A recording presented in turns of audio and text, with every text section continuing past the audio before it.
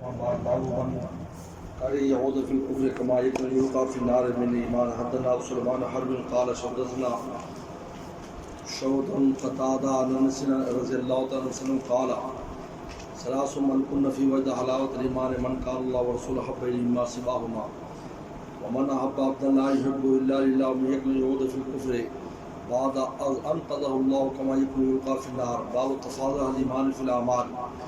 به قال حدثنا اسماعيل قال حدثنا مالك عن عمرو بن يحيى المازني نبي سيد خضر رضي الله تعالى عنه النبي صلى الله عليه وسلم قال يدخل الجنة وأهل النار النار ثم يقول الله أخرجوا من كان في قلبه مثقال حبة من خردل إيمان فيخرجون منها قد اسودوا فيلقون في نار الحياة أو قال الحياة شك مالك فينبتون كما تنبت الحبة في جان السيل ألم تر أنها تخرج من الصفوان ملويا ملتويا. قال بطنا عمرو الحياة قال خرج من خير.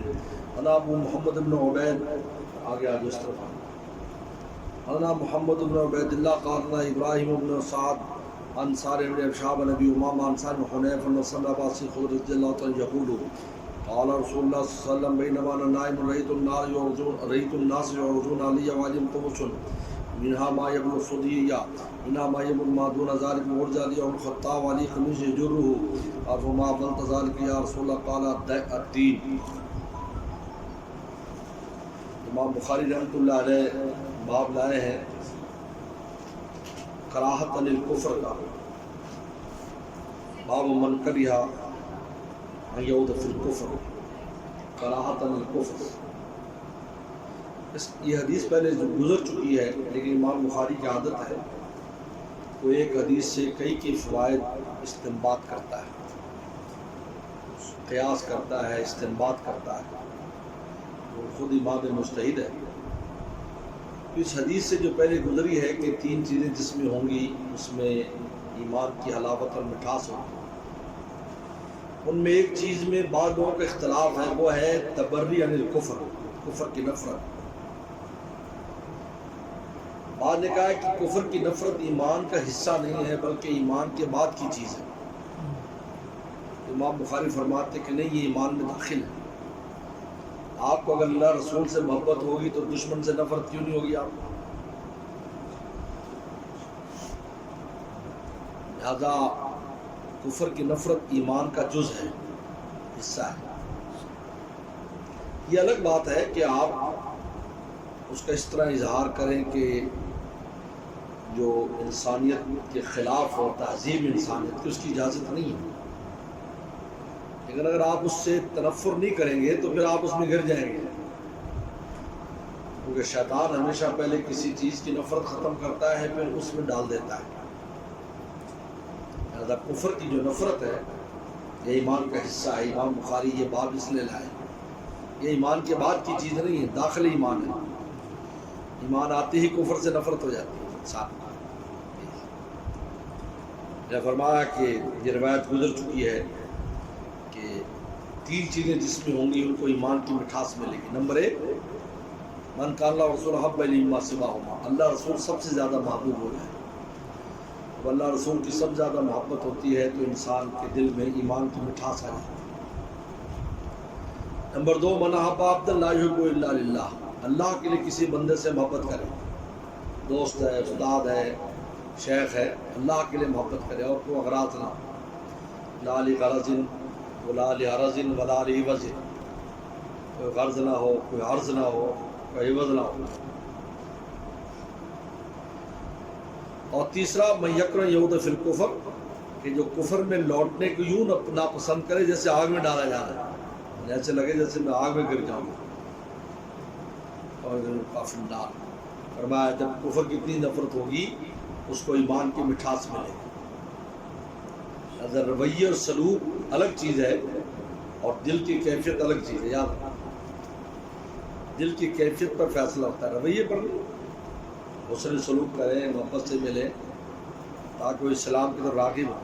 لیکن یہ نہیں ہے کہ ان کے مذہب کو اچھا سمجھیں. یہ بھی ایک دنیا میں تحریک ہے، ہر ایک کو اچھا سمجھو، ہر ایک ٹھیک ہے. ایک دنیا میں تحریک چلی ہوئی ہے. ہاں جی، سب اچھا، ہندو بھی اپنی جگہ ٹھیک ہے جی، سکھ بھی ٹھیک ہے جی. پھر انبیاء السلام کے بھیجنے کا مقصد ہی ختم ہو جاتا ہے. آپ نے سلام کو یہ تو کہا تھا، کفار قریش نے کیا کہا تھا؟ آپ نے یہی کہا تھا کہ آپ ہمارے بتوں کچھ نہ کہیں، ہم آپ کے خدا کچھ نہیں کہیں گے، 1 سال آپ عبادت کر لو ہمارے اس کی، 1 سال ہم آپ کی عبادت کریں گے آپ کے خدا کی، آپ کی شادی کرا دیں گے بادشاہ بنا۔ تو کیا فرمایا؟ ایک ہاتھ پر چاند، ایک پر سورج رکھ دو، میں اس سے باز نہیں آ سکتا۔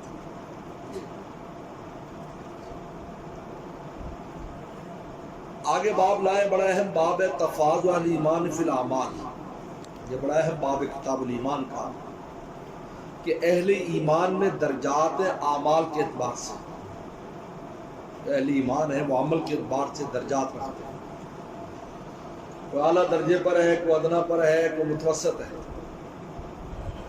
کیونکہ اعمال ایمان کا حصہ ہے، جیسا کہ محدثین کا نظریہ ہے۔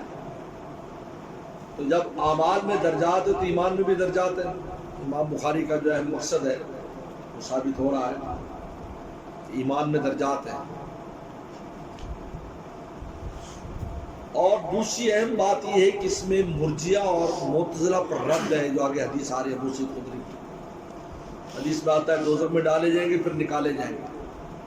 تو دوزخ میں کیوں گئے؟ اعمال میں کمی کی وجہ سے گئے۔ ایمان تو تھا لیکن اعمال صحیح نہیں تھے، تو دوزخ میں گئے۔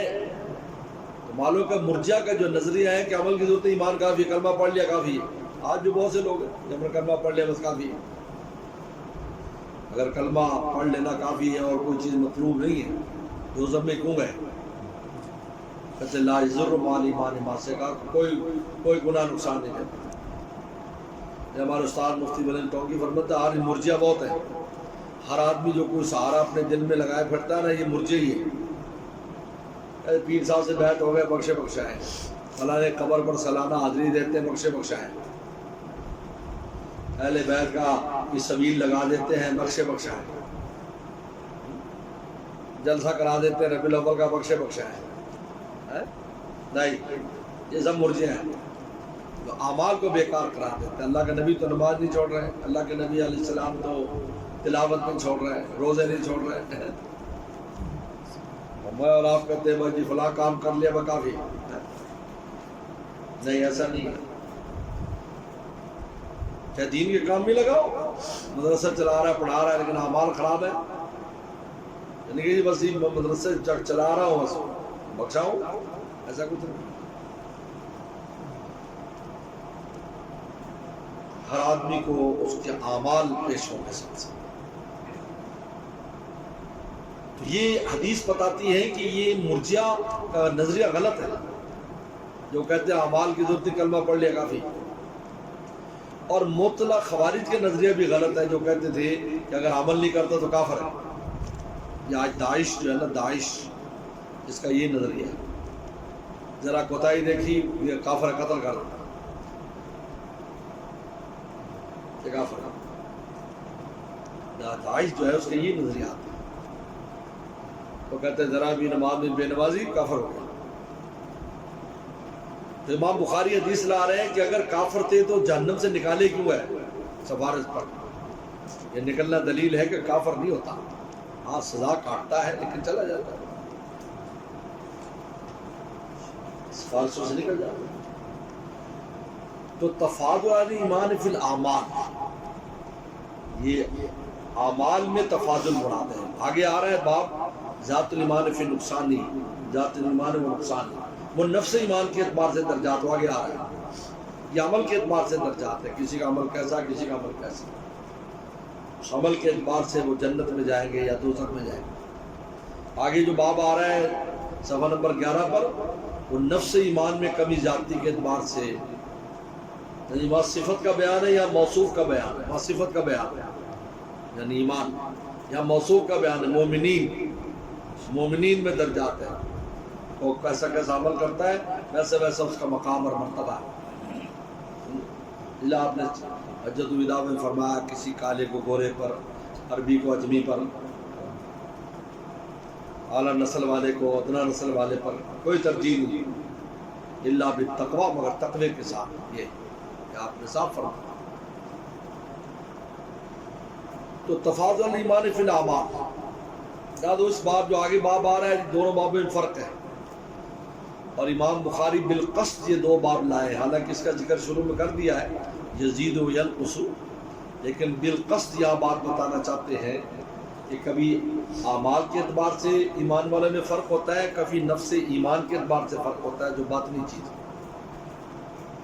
اب یہاں پر روایت لا رہے ہیں، آپ اس روایت کو دیکھیں۔ ابو خدری فرماتے ہیں یدخل الجنت الجنتا، جنتی جنت میں چلے جائیں گے، وہ اہل النار النار، دوست کی دوزخ میں چلے جائیں گے، اعاذنا اللہ۔ ثم یقول اللہ، پھر ایک عرصے کے بعد اللہ فرمائیں گے اخرجو اخرجو من کان فی قلبی مثقال حبۃ من خردل ایمان، نکالو جس کے دل میں رائی کے دانے کے برابر بھی ایمان ہے۔ خردل کہتے ہیں رائی کا دانہ، رائی کا دانہ جانتے ہو جو اچار میں ڈالا جاتا ہے، اچار میں ہوتا ہے نا دو چھوٹے چھوٹے دانے، وہ رائی کا دانہ، خردل، اتنا بھی ایمان ہے نکالو، کہتے ہیں ایمان چمکے گا۔ اس ایمان سے مراد ایمان نہیں ہے، عمل مراد ہے، لیکن اس روایت میں عمل کا لفظ نہیں ہے، اس لیے روایت ترجمۃ الباب کے مطابق نہیں ہے، جس پر ابن حجر اسقلانی نے بہت زور لگایا ہے مطابق کرنے میں۔ یہاں تو لفظ ایمان ہے، اور ایمان حدیث شریف میں آتا ہے کہ وہ باہر رکھ دیا جائے گا، ہر ایک کا ایمان دوزخ سے باہر، جیسے کپڑے اتار کر نہانے والے کے رکھے جاتے ہیں، اس کو باہر رکھ دیا جائے گا ایمان کو، اور اس کو اندر بھیجا جائے گا۔ جیسے جیل میں کسی کو ڈالا جائے تو اس کی ساری چیزیں باہر رکھ دی جاتی ہیں اور صرف نفس کپڑوں میں بھیجتے ہیں، اس کا موبائل فون، اس کے پیسے ویسے، جب وہ فارغ ہوتا ہے جیل سے تو واپس کرتے ہیں۔ یہ یہاں ایمان سے پھر کیا مراد ہے؟ اس ایمان سے مراد عمل ہے، اس لیے کہ جو مطابق آیا اس میں لفظ خیر ہے، خیر عمل کو کہتے ہیں۔ تو یہ حدیث ترجمۃ الباب کے مطابق نہیں ہے، بات اہم ہے، بات سمجھنے والی۔ یہ اعتراض ہوتا ہے کہ یہ حدیث ترجمۃ الباب کے مطابق ہے، ایمان کا لفظ ہے، جبکہ باب باندھا ہے تفاضل ایمان فی الاعمال، باب کیا باندھا ہے؟ اعمال، اور حدیث کیا آ رہی ہے؟ ایمان، جس میں دائی کی رائے کے برابر ایمان ہو۔ بہت محدثین نے اس پر کوشش کی کہ کس طرح امام بخاری کیسے اپنے مطلب کو ثابت کر رہے ہیں۔ میں نے بتایا کہ ترجمۃ الباب میں دعویٰ ہوتا ہے، حدیث دلیل ہوتی ہے۔ اب دعویٰ تو ہے، اعمال میں فرق ہے، اور دلیل میں جو لا رہے ہیں وہ ایمان کا، نفس ایمان کی بات ہو رہی ہے، وہ تو باب آگے آ رہا ہے۔ اظہر مشرق کشمیری رحمہ اللہ نے اس مسئلے کو حل کیا، عجیب بات ہے، کہتے ابن حجر اسقلانی بھی ہوتے تو وہ بھی مان جاتے، اس کی تحقیق ہو جاتی۔ امام بخاری کی عادت ہے، یہ بات سمجھو کہ امام بخاری کبھی مختصر حدیث لاتا ہے کیونکہ اس کی شرط پر وہی ہے، لیکن اس کے سامنے تفصیلی حدیث ہوتی ہے جو دوسری کتابوں میں، یاد رکھیں یہ امام بخاری کی عادت ہے۔ ہم مختصر لائیں گے، وہ ایک اشارہ کرتے ہیں، اب تفصیلی حدیث دیکھو، تفصیلی حدیث مسلم شریف میں یہ سی پوری آدھے صفحے پر پھیلی کتاب الایمان میں۔ وہ حدیث کیا ہے؟ اب بری حدیث ہے، جنتی جنت، دوستی دوست میں چلے گئے۔ جنتیوں نے سوال کیا، اے اللہ ہمارے ساتھ ایسے لوگ تھے، کانوا یصلون معنا، ہمارے ساتھ نمازیں پڑھتے تھے، وہ یصومون، روزے رکھتے تھے، وہ یحجون، حج بھی کرتے تھے، لیکن وہ ہمارے ساتھ جنت میں نہیں۔ اپنے دوستوں کو تلاش کریں گے جو نیک تھے بظاہر، حیران ہونے کو کوئی اور ساتھ۔ اب اس حدیث، یہ ابو سے تو یہی حدیث ہے، یہی سند ہے، کس سے شروع ہے؟ اعمال سے، کہ نماز روزہ بھی کرتے تھے وہ لوگ، ہمارے ساتھ نہیں۔ اب آخری جو نکالو نکالو، سب سے پہلے نکالو بھائی، جو نمازیں بھی پڑھتے تھے نکال، پہلے ان کو نکالو۔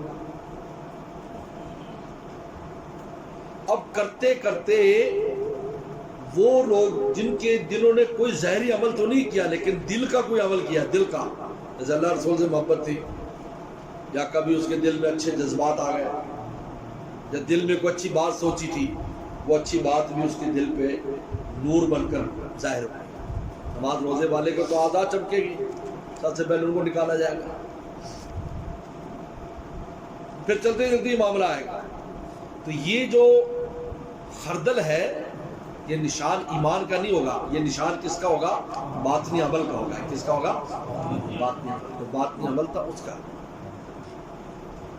کسبت فی ایمان یا خیرہ، کوئی دل میں اچھی بات سوچی، کسی سے حسن ظن کیا، کسی سے محبت کے جذبات آئے، کسی کو تھا جیسے نالائق ہے، بے عمل تھا، لیکن اللہ سے نے کوئی اچھی بات اس کے دل میں آ گئی، اچھی بات سوچ لی کسی کو،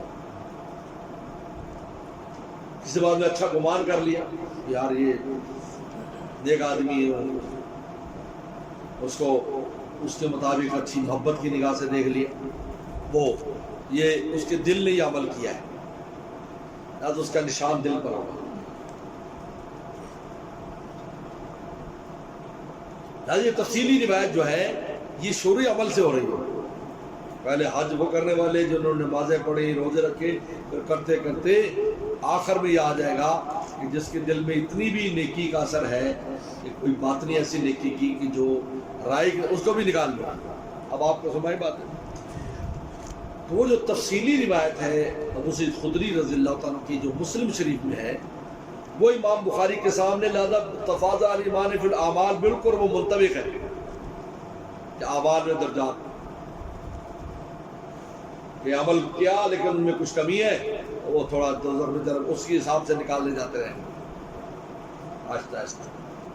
سب سے آخر میں وہ نکلے گا جو بالکل حدیث شریف میں جس کا پورا تفصیلی ذکر ہے، وہ آخری آدمی ہوگا جنت سے نکلنے. لیکن یہ سب ایمان ساتھ لے کر جائیں گے، ان کے ساتھ ایمان ہوگا. بتایا کہ ایمان باہر رکھا جاتا ہے، اندر نہیں ہوتا ایمان. فرمایا یقال جنت الجنتا علی النار النار. اب یہ مختصر روایت ہے کیونکہ حدیث بیان کرنے کا استادوں کا مختلف طریقوں مختصر کرتا تھا، کوئی تفصیلی کرتا، اور حدیث میں اختصار جائز ہے، یہ اختصار جائز ہے. یقول اخرجوا من کان فی قلبی مثقال حبۃ من خردل من ایمان، من ایمان سے مراد من خیر، وہ کہ مطابع آ رہا ہے. عجیب بات ہے جو مطابع ذکر کیا ہے نیچے اس میں لفظ خیر ہے.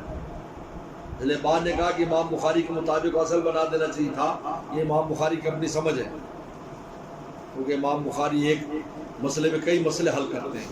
یعنی یہ بتانا چاہتے لفظ ایمان بھی امر پر بولا جاتا ہے، لفظ ایمان بھی، اور اس کے لیے مطابع لائے من خیر.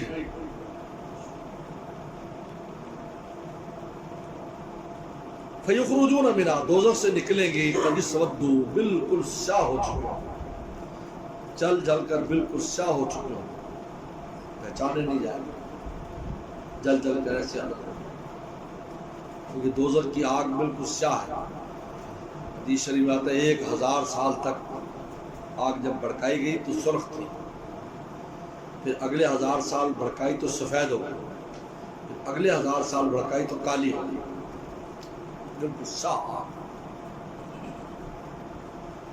سیاہ بڑی خطرناک، تو دھواں بھی جان لیوا، اس لیے ذل میں یحموم قرآن نے کہا کہ اس کا جو دھواں ہوگا اس کے سائے کے نیچے بھی اگر کوئی ہوگا تو ایسے لگے گا اس کو آگ لگ گئی. آج بھی اگر دھوئیں کا سایہ ہو خدا نخواستہ پٹرول وغیرہ کا تو چین نہیں آتا، بہت خطرناک سائے، خطرناک. تو نفس آگ کیا ہوگا، تجسود کالے ہو جائیں گے. اب اللہ کے حکم سے نکل آئے گا. فیلقون فی نار الحیاء او قال فی الحیات، نہر حیا یا نہر حیات میں ڈالا جائے گا. یہ ایک نہر ہے اللہ جو جنت کے دروازے پر ہے، وہاں ان کو ڈالے گا. اس کا نام نہر حیات ہے، زندگی کی نہر. حیا ہو یا حیات ایک ہی معنی، زندگی. فینبتون، اب وہ اس میں سے اگیں گے، یعنی گرتے ہی ایسے باہر آئیں گے جیسے گرتے ہی باہر آئیں گے. کبا تنبت الحبت فی جانب السیل، جس طرح سیلاب کے کنارے پر دانے اگتے ہیں. یہ جو جنگلی بوٹی ہوتی ہے یہ جب سیلاب کا پانی گزر جائے نا، گزرتے ہی اگنا شروع ہو جاتے ہیں، گزرتے ہی یوں گیا پانی اور آپ دیکھو گے وہ باہر نکلنا شروع ہوتا ہے کہ پہلے کوئی چیز نہیں تھی وہاں، وہ دانا فوراً نکلنا شروع ہو جاتا ہے. جیسے بارش ہو تو آپ صحرا میں کبھی جائیں، ادھر بارش ختم نہیں ہوتی اور آپ تھوڑی دیر بعد جائیں گے تو وہ وہاں سے اگنا شروع ہو جائے گا. یعنی مطلب ہے کہ اتنی تیزی سے نکلیں گے. اس تشبیہ دینے کی دو وجوہات، ایک تو تیزی سے باہر آئیں گے، دوسری تشبیہ آگے آ رہی کہ جب وہ دانہ نکلتا ہے نا تو وہ پیلے رنگ کا ہوتا ہے، پیلا پیلا پودا ہوتا ہے اور ایسے لپٹا ہوتا ہے پردے کے اندر، یعنی ہوتا ہے خوبصورت اور گولڈن کلر ہو جائیں گے، کیسے ہو جائیں گے؟ گولڈن کلر سے تشبیہ وہ کہ گولڈن اور ایسا لپٹا ہوا ہو جیسے ان کے اوپر وہ سنہری رنگ ایسے چڑھ جائے گا جیسے پردے میں لپیٹا ہوا، کتنے خوجا، یا تو یہ حال تھا کالے سیاہ اور نیٹ سے گرتے فوراً مارے، یعنی کہ اندر پڑے رہیں گے، اندر ان کی رگڑائی ہوگی، ایسا کچھ نہیں ہے۔ حبہ حبہ کہتے ہیں، حبہ اور حبہ دانے کو کہتے ہیں، آج بھی عرب میں حبہ کتنے دانے چاہیے؟ کم حبہ ترید کتنے دانے چاہیے کہ 6 دے دو 7 دے دو، تو جس طرح جانب السیل اس لیے کہ بہت تیزی سے اگتا ہے، وہ جو جنگلی بوٹی کا ہوتا ہے نا بہت تیزی سے اگتا ہے۔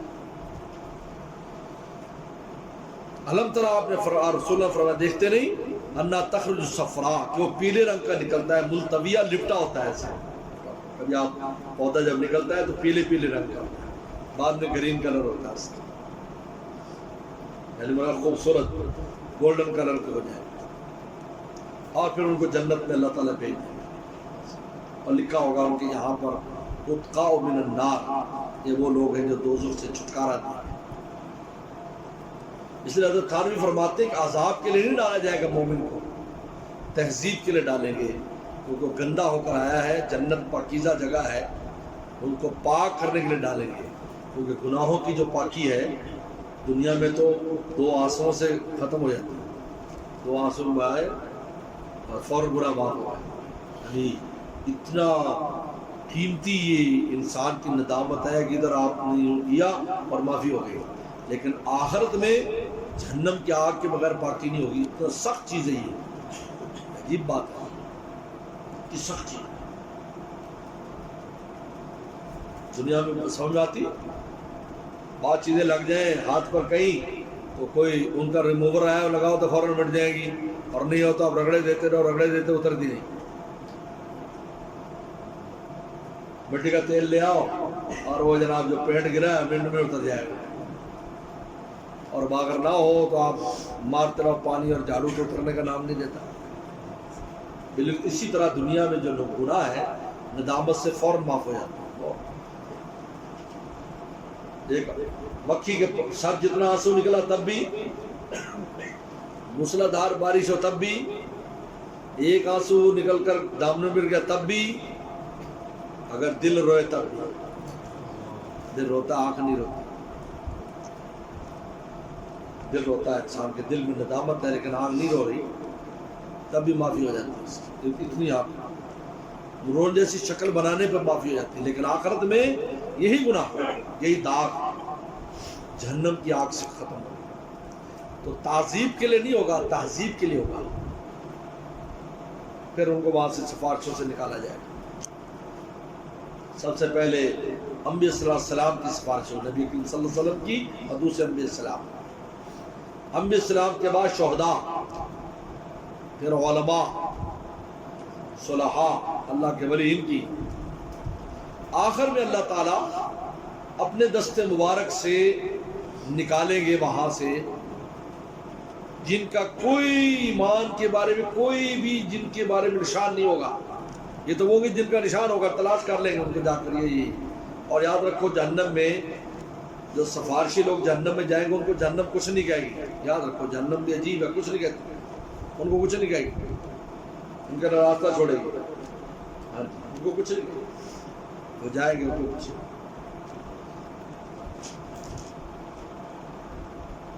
اللہ تعالیٰ 3 بار نکالیں گے، یہ کون لوگ ہوں گے؟ عجیب باتیں، کون لوگ ہیں؟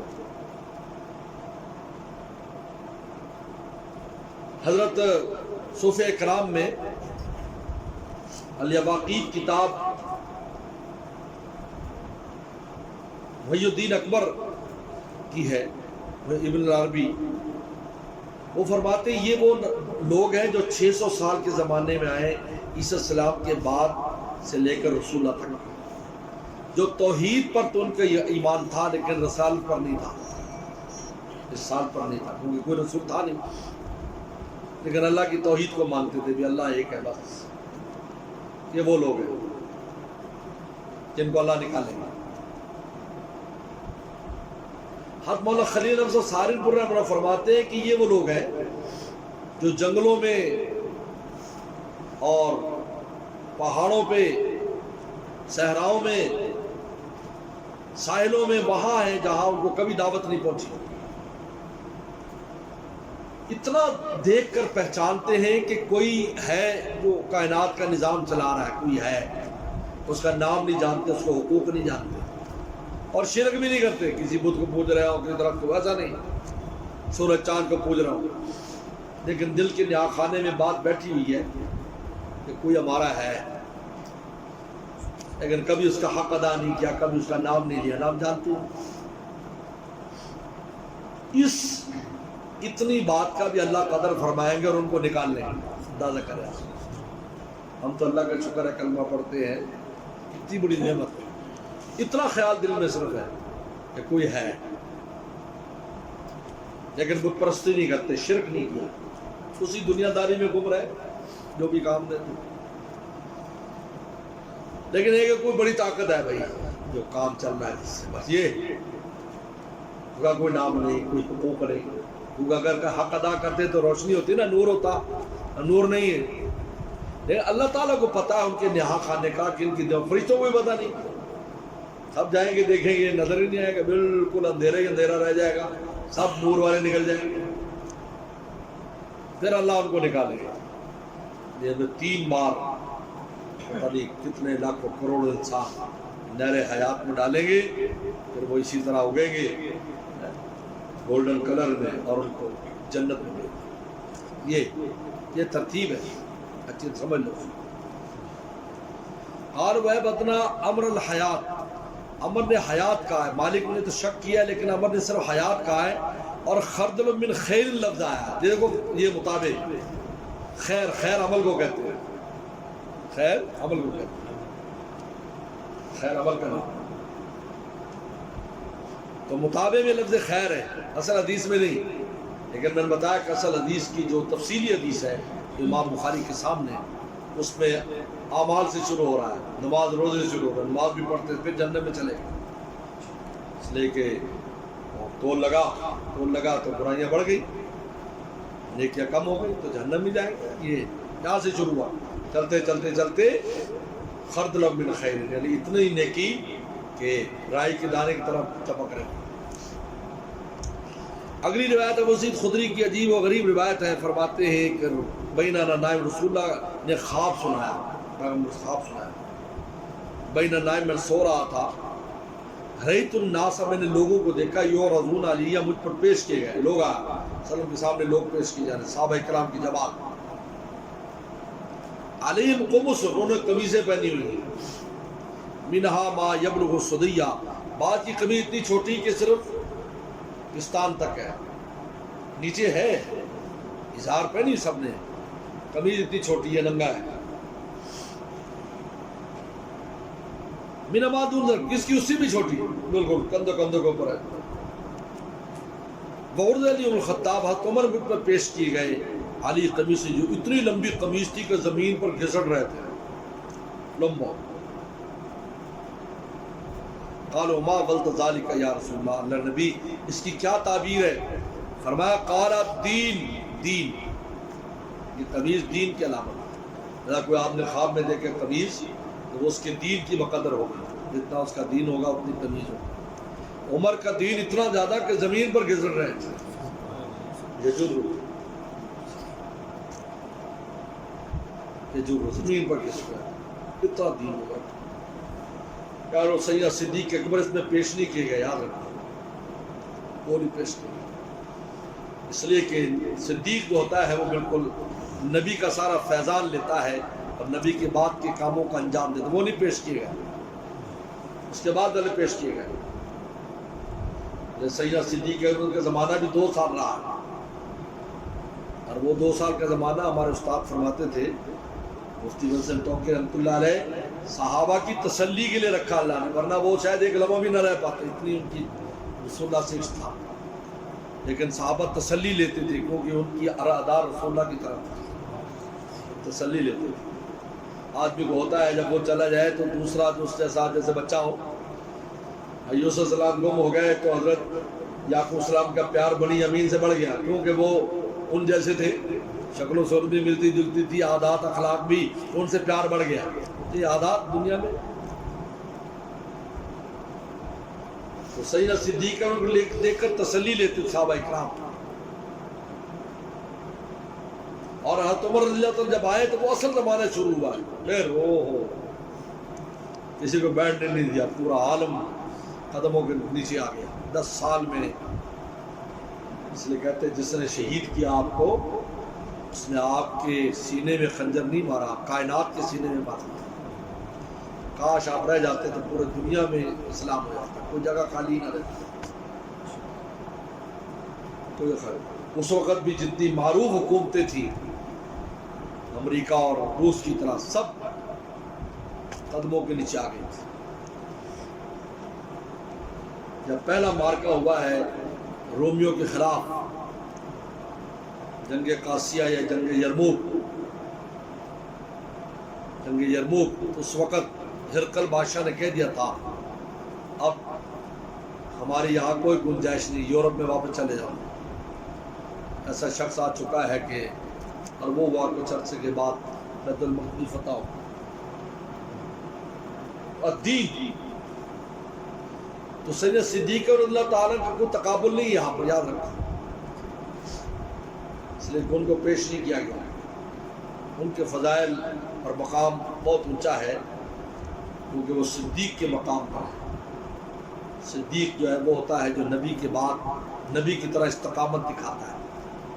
چنانچہ صحابہ اکرام کے ہوش اڑ گئے، حضرت عمر رضی اللہ عنہ کے اپنے ہوش اڑ گئے.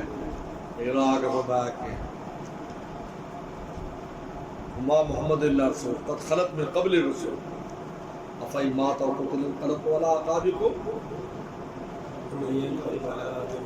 رضی اللہ شیئا. صحابہ فرماتے ہیں تو فرمایا مجھے لگا ابھی آیت نازل ہوئی ہے. ذہن ہی نہیں گیا کہ نبی تو پہلے خبر دے دی کہ جانا ہے. ہمارے استاد مفتی بلسن چوکی فرماتے اس دین سے مراد ہے انتشار دین، نشر دین. کیا مراد ہے؟ دین کا جو پھیلاؤ ہے وہ عمر کے زمانے میں ہوگا، اور وہی ہوا. عرب و عجم میں ہر جگہ دین پہنچا، عرب و عجم میں. اس لیے فارسی سخت عربوں کے ساتھ دشمنی اس لیے رکھتے ہیں کہ ان کا جو دین قدیم تھا ختم کیا. آج بھی ان کے دل میں بوجھ جو ہے وہ اس وجہ سے ہے، کیونکہ ان کو حکومتیں ختم کر دی، ان کا دین ختم. زرتشت دین تھا، زرتشتی. ایران والے زرتشتی، ان کو آج تک تکلیف ہے، وہ ختم کر دیا. معمولی ہتھیاروں کے ساتھ. اب وہ واقعہ پڑھے جن کو بھیجا تھا، جب رستم بادشاہ نے بلایا تھا تو صحابی گئے.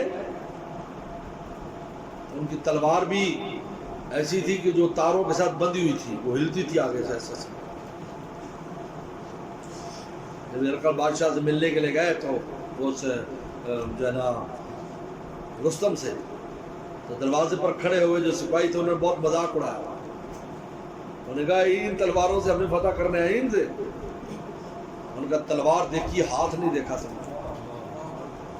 بڑا واقعہ لکھا. انہوں نے کہا اچھا وہ کیا ہے؟ ان کا تم مضبوط سے بندے لے آؤ اور اچھی مضبوط سی ڈھال لاؤ، پھر میرا ہاتھ دیکھو. اور ایک مذاق بن گیا. ابھی آپ کے اندر سے یاد نہیں ملی تھی. تو 3-4 سپاہی اکٹھے ہو گئے بڑے تکڑے اور ایک اچھی ڈھال بڑی لے آئے. ان کے لے اللہ اکبر کہہ کر جو ماری تو 2 ٹکڑے ہو گئے اس کے. کہتے بے ہوش ہو گئے، وہ بے ہوش ہو گئے. ان کے یہ انسان جنوں تلوار ویسی اور بھی چونچا کئی آوازیں نکالتی ہلاتے تھے. پھر وہ رستم نے بلایا، اپنے گدھے سمیت گئے، تلوار مارتے جاتے تھے، قالین پھاڑتے جاتے تھے، اور رستم کے تخت کے ساتھ گدھے کو باندھ دیا اور چھال مار کر بیٹھ گئے. ان کا عجیب گنوار ہے، جاتی ہے، بہت غصے ہوا رستم وہ پہلوان. انہوں نے کہا مٹی لے کے اس کے سر پہ رکھ دو، مٹی کی ٹوکری سر پہ رکھ دو. وہ فوراً باہر آئے اور دروازے پر کہا رستم تو نے اپنی زمین اپنے ہاتھ سے ہمیں دے دی. ان کو وہم بہت ہوتا تھا، یہ توہم پرست لوگ ہیں اب بھی. ان کے نائبین توہم پرست ہیں، ان کو گھوڑے پہ پوج رہا ہے، کوئی کچھ پوج رہا ہے، یہ توہم پرستی ہے. تو بہت توہم پرست تھے. تو ایک دم اس کا دل پکڑا گیا رستم، اوہ یہ کیا کیا. اس نے تو نیک فالی لے لی نا، کہ اپنی زمین مٹی دے دی اور چل پڑے. پیچھے بہت دوڑے لیکن نہیں پہنچ سکے، نکل گیا. اسی وقت کہتے اس کے دل میں بات بیٹھ گئی تھی رستم کے، یہ زمین ہمارے ہاتھ میں نہیں رہے گی، اپنے ہاتھ سے ہم نے دے دی. ان کا اپنے ہاتھ سے تو نے دے دی بھائی، یہ کیا مٹی لے کے چلا گیا. کہا لو جی زمین آ گئی ہے، مٹی تو آ گئی ہے، باقی ہم جا کے خرچ کرنا ہے ہم نے. بتاؤ ہمارے کے بڑے. تو دین سے مراد ہے انتشار دین. کیا مراد ہے؟ نشر دین. اس لیے قمیض جر، اتنی لمبی قمیض تھی جو زمین پر کسی. تو امام بخاری بتا رہے کہ دیکھو اعمال کے اعتبار سے ایمان میں فرق ہے نا. صحابہ کرام پیش ہوئے، ان میں کسی کا عمل کیسا، تو آپ دین میں سب سے بڑے ہوئے تھے. زیادہ آپ کی اتنی لمبی قمیض تھی یہ جرو جو زمین پر گھسیٹ رہے تھے. آپ کو بات سمجھ بات ہے؟ چلو